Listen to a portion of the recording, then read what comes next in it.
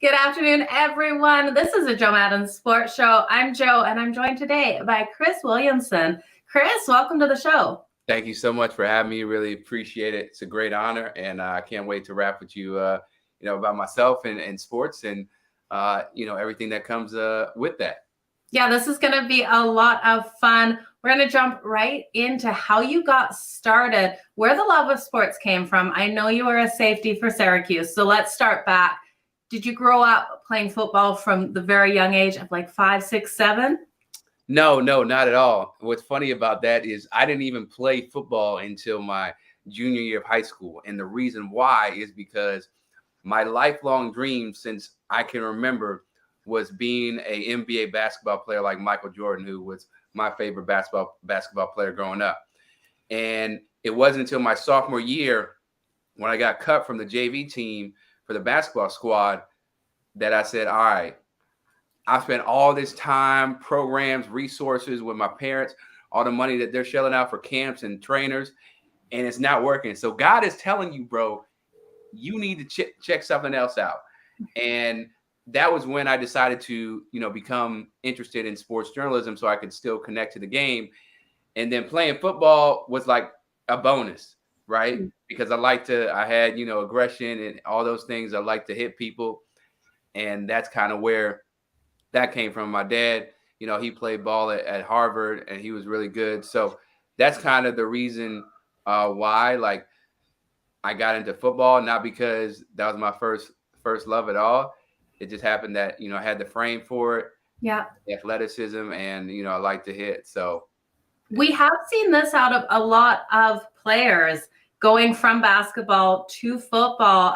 First one jumps off my mind is Antonio Gates. We know that he played with Kent State. Incredible to see that ability for you as an athlete to go from one to the other. Do you think you were a natural born athlete? Does that run in your family? Yeah, so my dad was pretty athletic. His brother was, great as well. My mom, not so much. So, but my father's side, we had a lot, and even my grandpa on my mom's side had more athletic genes and bloodlines like that. So yeah, you could say it's somewhat natural. Like we're not the most dynamic family of athletes, family of athletes, but we do have athletic blood in our DNA. I'll say that. Now, what about competitiveness within your family? Are you a super competitive family at the heart? Yeah, my brother and I were pretty competitive when it came down to playing sports, and I always wanted to beat him. So anytime, he would beat me, I get really frustrated and, throwing little tantrums here and there or playing little small tricks on him so I could, get a foul called or whatever. But yeah, no, the household was very competitive, and it stemmed from, just wanting to be excellent, right? Just hated to lose, and it started in the classroom, and of course transferred over into this the sports arena. I love it. So, would you say between you and your brother, which one of you was the golden child in the family? The golden child. There's always one. Hey, look, they might say, so I got older sister, younger sister, and older brother. They might say it was me because I grew up with like learning disabilities, and I still have them. And so my parents needed to prioritize, my learning a little bit more than with my older brother and sisters. But I think Tommy, my older brother, he was seen as the standard, but he went on, he did his own thing. So they looked at me like, oh yeah, I know Chris, when I'm in a nursing home, he's going to wheel me out or something. He's going to help me down. So I guess me, right? But there's so many ebbs and flows with that. I love it. It sounds like you come from a strong family that has always had your back. Who do you think has been your biggest inspiration throughout your life and career? Probably my dad and my mom. Like, one, my dad was very particular about, it goes back to the excellence thing. Like, he always made sure we would review our material, whether it's for sports or in the classroom, like time after time. And even though at the time it was very annoying, being an adult now, I see the benefits of like proofreading your work and making sure you do your best every time. Doesn't mean you're always going to win, but you do your best every time, and you make an impact whatever community you put yourself in the workplace or in college. And then my mom, it just was about, leading with love and compassion and kindness and making the world a better place. Like that's always the thing that she would tell us when we would leave for school. My dad would take us and she's like, make the world a better place. And that's always stuck inside of our heads. Yeah. And that's kind of how I operate my life, every day, how I can make the world, more genuine and more whole, since we have so many issues. And then another thing with my dad is just about how he was able to not infiltrate, but he was able to dive into a space that was predominantly white, as far as a law firm, yeah. and make a distinct impact with his background as a Black man, as one of the few Black lawyers there, and help change, the culture in some ways and how we're looked at. So my parents really will always be my biggest inspirations. Can't thank them enough. Oh, I can absolutely see why. What a positive message your mom gave you every day going out into the world, and what forward steps your dad has made. So yeah, hats off to both of them, Chris. The other thing that she did, which will never leave my brain, is when we had to wake up for class, middle school, elementary school, whatever, high school, we'd be in bed and she'd open the door. She's like, it's getting up time. It's getting up time. And I tell you, I cannot understate or emphasize enough how annoying that was. But that's who she was, or that's who she is in terms of injecting positivity from the moment she wakes up, to the moment that she goes to sleep. But yeah, two really great influences in my life. Absolutely. Your mom sounds like such a positive role model, and same with your dad. I'm glad you had those two in your corner. We've got American Thanksgiving coming up next month, Canadian Thanksgiving this weekend. You guys all getting together, big family event? That's a great question, because I don't even know what's going on in November for my life, right? Because I'm getting married at the end of December. Congratulations. So much. And we're trying to figure out all the logistics of, where we're going to be and things of that nature. So to answer your question plainly, I have no idea if we'll be at, my family's house or at my fiance's house. So you just have to stay tuned for that. Stay tuned, you guys. Okay, let's hear about your experience playing football at Syracuse. What is your biggest takeaway from that? My biggest takeaway is, how much of a business football is, and the cutthroat nature of our sport. Because when you're going in, you don't really realize, how exploitive it is. I mean, it's gotten better now because of NIL, but we still haven't reached, a point where we're on the same playing field as the TV rights holders and the coaches making all these millions. But understanding just how ruthless people are in the industry of college athletics, that really opened up my eyes. And like to a certain extent going in, how people have been wrong, but when you're actually in it and you see the inner workings and intricacies of college football, college sports, D1 level, is that, this is the messed up stuff. And then the other thing was about staying on a regimen and sticking to it because you had no other choice. Yeah. And I was able to attain my highest GPA when I played football, because I played 2 years, and that was my highest GPA during my time in college, which is funny because I would think with football, which is essentially a full-time job, that my grades would tank. However, because I had everything lined up with my classes, treatment, working out, film study, then going to practice, dinner, then more homework, it was like boom, boom, boom, boom. No time to really, waste and and be lackadaisical. You had to stay focused and stay away from all of those parties, I am sure. Well, I ain't stay away from all them parties like that, but you know, I had a good time. I enjoyed my time in Syracuse, but I knew how to, because again, going back to my roots, my parents' number one priority, education. I knew I had to take care of things in the classroom first. Absolutely, you did. You didn't need your mom coming in there to tell you to wake up and get to class, for sure.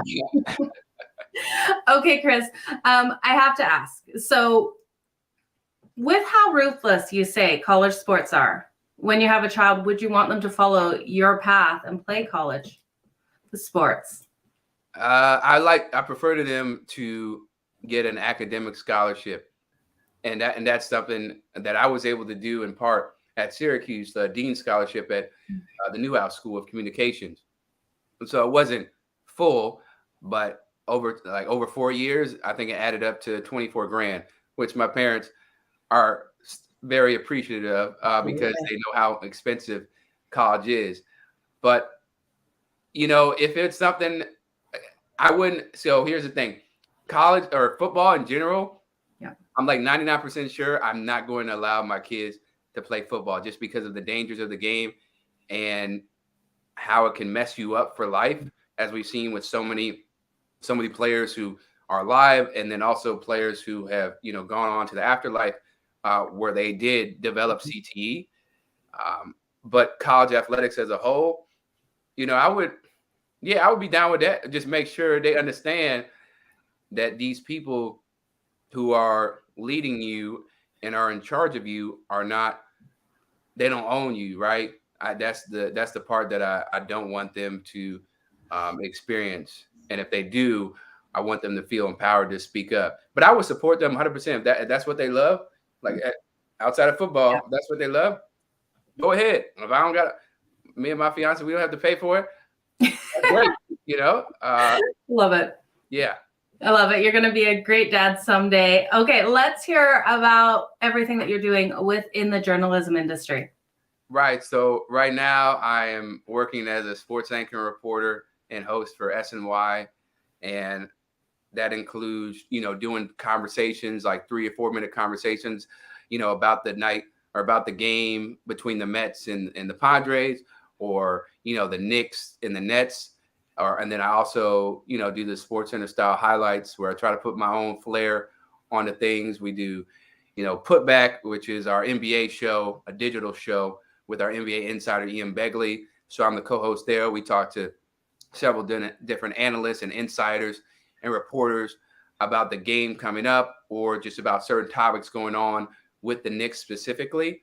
And then other times, you know, I'm out in the field doing game day recaps or feature stories, mostly, you know, game day recaps about a game. So whether it's the Jets, the Giants, the Mets, the Yankees, the Rangers, St. John's, you know, basketball, Hofstra, even, all those things are what I do on a daily basis.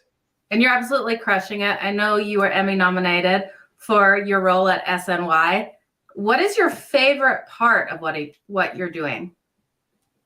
My favorite part of what I'm doing, that's a good question. I think my favorite part of what I'm doing is when I'm in the studio, and I throw a little wrinkle on set that nobody knows is coming, just to keep my creative juices flowing, and so I don't get bored, because it can get really easy to be complacent when you're doing something over and over again and it's the same thing.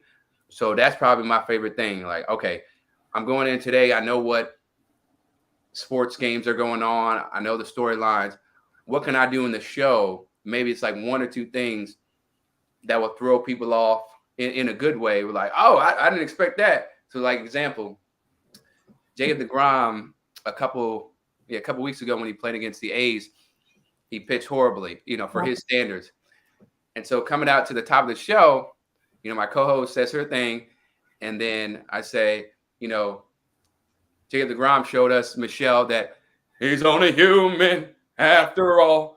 He's only human after all. Don't put your blame on him. And then I go into the highlights, right? just like that. But she didn't know it was coming.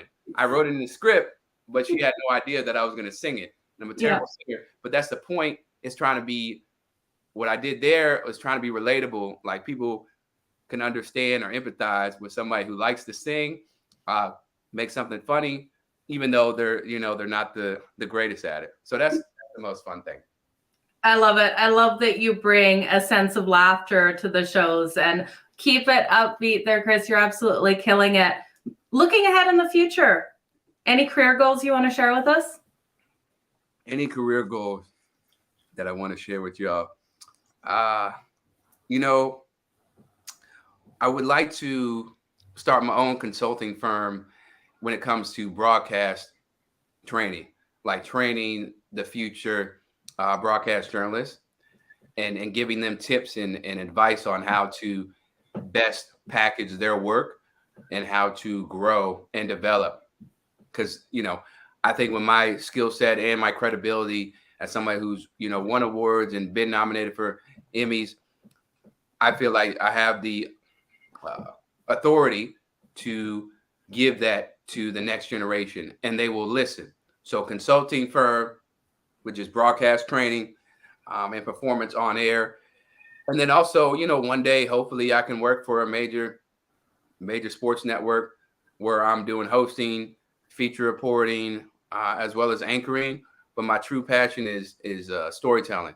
So if I can find something where I'm able to do feature stories on players that goes beyond the X's and O's, and he touches on their human elements to make them more relatable, because when you look at them on surface, they're not relatable at all because they're making $35 million a year shooting hoops, right? A lot of people can't relate to that. But what you can relate to is, this person is a big fan of fishing, or they're really interested in ping pong. That's what they do outside of work, or they love to share or help the community by going to different hospitals and different events that help the people that are underserved. So those are some things that I would really like to do. I just want to be doing that. Yeah, I would love to see you doing that. And I love how with starting that consulting business, you're looking to give back. It seems like something that has been instilled in you from your mom and dad. Yeah, no, that's right. You hit the nail on the head. Like they've always wanted to help the younger people, whether it was the young lawyers or interns at my dad's firm, or the people that my mother taught to when she was reading books to children at different schools. The focus was about bettering, the future of our society. So you're right. Okay, we're going to get into the Thursday night football game. I want to break that down, but first I have to ask you. You can answer it now or at the end of the show. Something weird that people normally don't know about you that you want to share with us, because you want to start talking to athletes, getting that human side. If there's a human side of things that you want to talk about, I'd love to hear it. Something weird. It's not weird. I play the piano when I'm back home. That's some people don't know about me. So since I live in New York, easy, I can feel it. You know how crazy it can be just walking in any neighborhood or in the subway station. And there are people who are not all the way there for whatever reason, and you have to keep your guard up. So one of the things I do to make sure nobody messes with me, if somebody comes up to me or they're walking through, the aisle on a train car and they're trying to get your attention, I'll just start shouting out random lines from a movie that I know. Okay. So I was like, if it's in the way he moves, 11, God damn it, Cookie, move your ass, I want my 12. Right. So that right there, I'm doing it on the subway or walking when I see something that keeps when I feel like my survival, my life is in jeopardy potentially. And so you act crazy. You act crazy. Right. That's exactly it. I act crazy and nobody bothers me. So that's something that people, in my close circle know, but I've never shared that with anybody, publicly until until now. I think that is an amazing thing to do. That definitely would make people turn and walk away. Absolutely. They don't want to mess with that. Like, why is this man shouting random words and sentences? That I need to stay away from there. So yeah. Ever told anything from the Elf movie or anything like that? Christmas movies? No. So not the Elf. So okay. So here are the movies that I use: Men of Honor with Robert De Niro, Cuba Gooding Jr. Remember the Titans is another one. Training Day. I'm trying to think of other movies that I use. Those are the ones that I quote. Oh, Coach Carter is another one. Those are the movies, like off the top of my head, that I pull from to say my lines. I love it. I love it, Chris. Okay, we have Thursday night football. We have to talk about it. Indianapolis Colts taking on the Denver Broncos. Any thoughts on this game tonight? Can Russell Wilson start getting things going with his Broncos? You know what? Let me tell you something, Joe. I feel like I love, Russell Wilson and everything that he brings to the table, like on and off the field. But I'm not sure about the coordinator, or not the coordinator, but I'm not sure about the head coach, Nathaniel Hackett, and what he's got going on with their offense.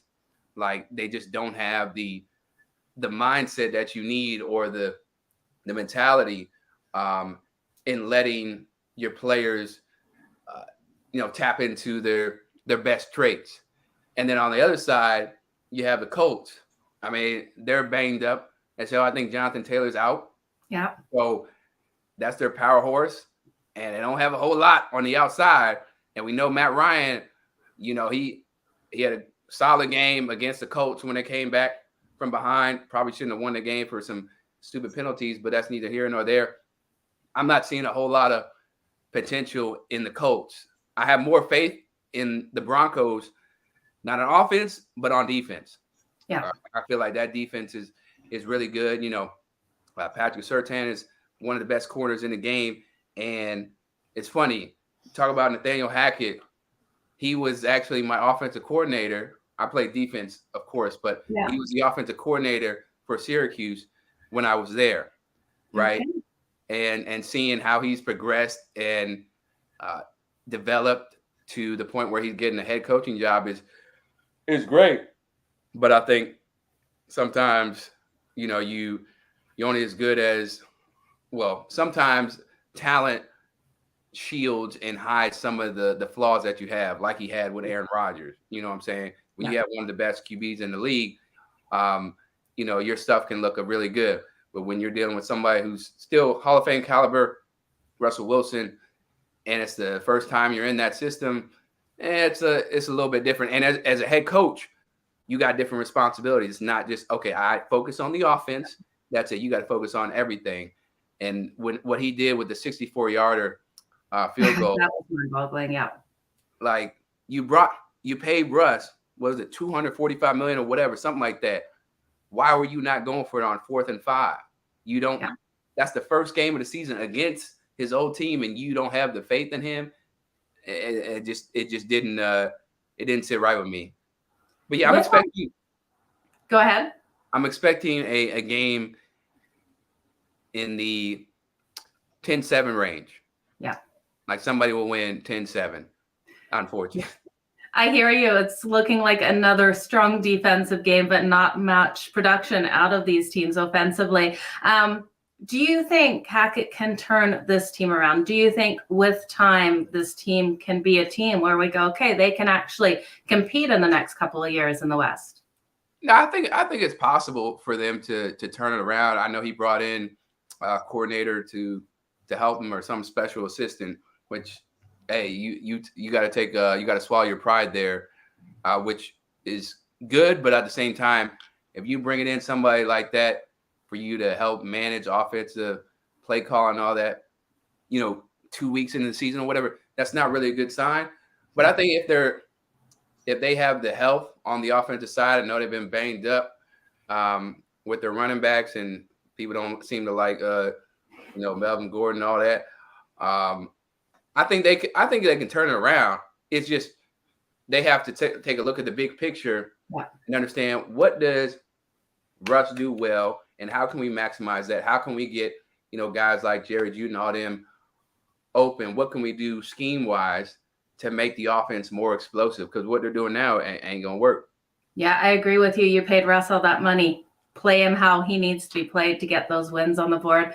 Chris, it was such a pleasure to talk to you today. I'm so glad you told that story of being crazy and then talking about your parents and what an inspiration they are in your life. I really appreciate your time today.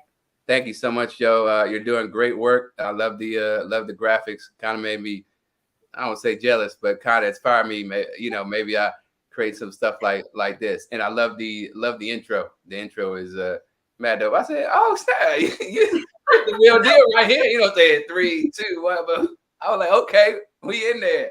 I love it, Chris. Where can everyone follow you on all social media? Right. So on Twitter, you can follow me at CWilliamson44, and then on Instagram, you can follow me at CWilliamsonTV9. So Twitter, CWilliamson44, and Instagram, CWilliamsonTV9. That's where you can find me.